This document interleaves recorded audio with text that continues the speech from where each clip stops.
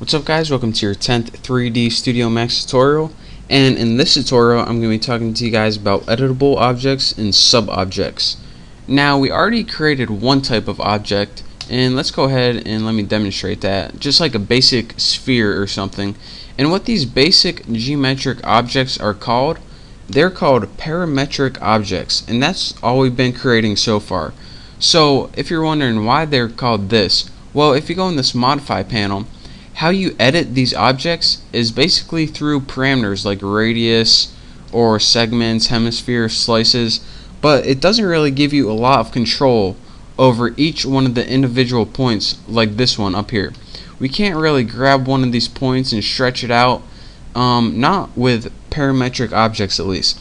If we want to do that and have precise control over each one of these points, what we need to do is convert this object to an editable object. And to do that, what you need to do is select your object. So go ahead and select it, right click it, and I just want to tell you this, I cannot show you guys how to do this because when I right click, my screen recorder will shut off for some reason. So I'm just going to tell you guys how to do this, and what you need to do is select your object, right click it, then when you right click it there's going to be a menu. Click convert to, and then click convert to editable mesh. So again, right click, convert to editable mesh. And again, I can't do it or my screen recorder will shut off, so I'll pause this and I'll catch up with you in a second. Alright, so I just right clicked it, press converted, and converted to editable mesh. Sorry I had to pause it, sorry you couldn't see, but hey, that's what you get. And as you can see, instead of your parameters under your modify panel, this all changes to your editable parameter, or not parameters, editable rollouts instead. So instead of parameters you have selection, soft selection, and all these things. Well, the first thing I want to show you guys is this sub object. So under editable mesh in your drop down list, you have all these sub objects right here. And what sub objects are pretty much the pieces that make up your object or model. And for example, if you click vertex, you can see all the vertexes that make up your model. If you can see edges, you see all the edges that make it up. So let's go ahead and we're going to be working with the vertexes of this since it's the most apparent one on a sphere. And before I do that, I want to go over something called normals. So go down here and click show normals, and probably need to get your object selected. And now when you click show normals and select your object, you see all of these lines popping out of your sphere.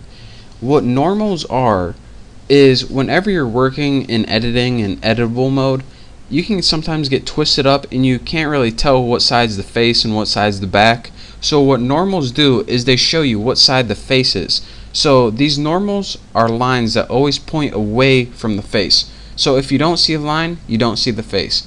And these lines, they don't get rendered out. So if you want to work with them and then render it out, you won't see it in your final.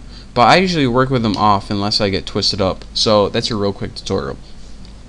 So now that we're working with vertexes, we can see all of the vertexes of our element.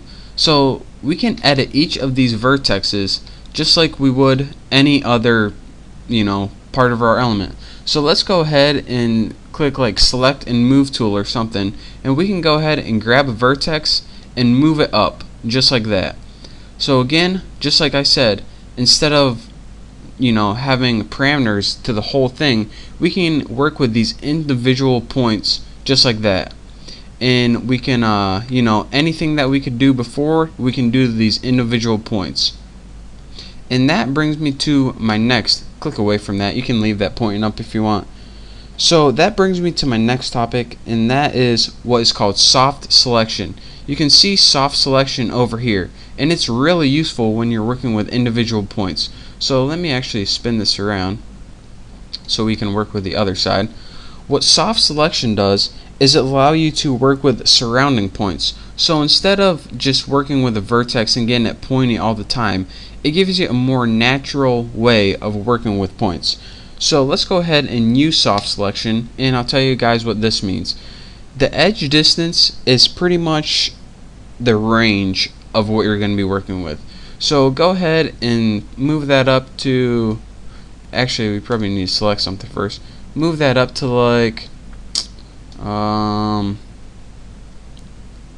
2, 3, probably like 5 or something. And what this does is it gives you 5 vertexes away from the center vertex. So that's the area that's going to be affected.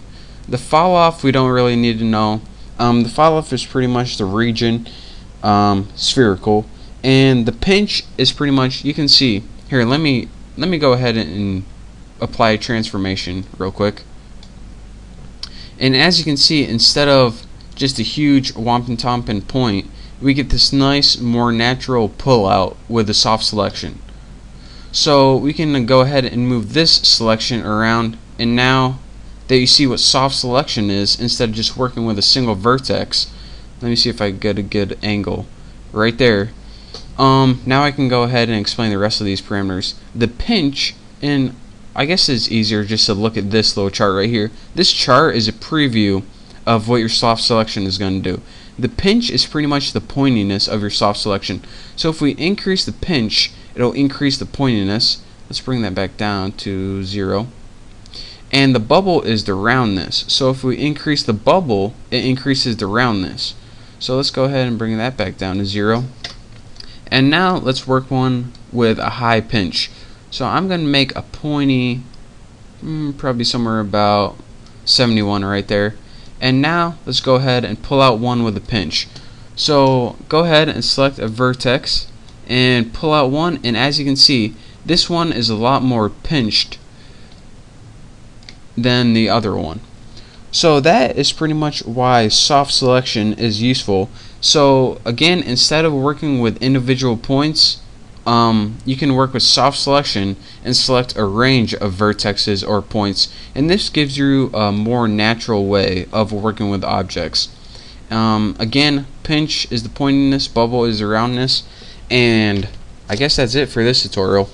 So thank you guys for watching. Hopefully you learned a little bit about sub-objects and how you can use them to edit the fine points of your objects. So thank you guys for watching. Don't forget to subscribe, and I'll see you next time.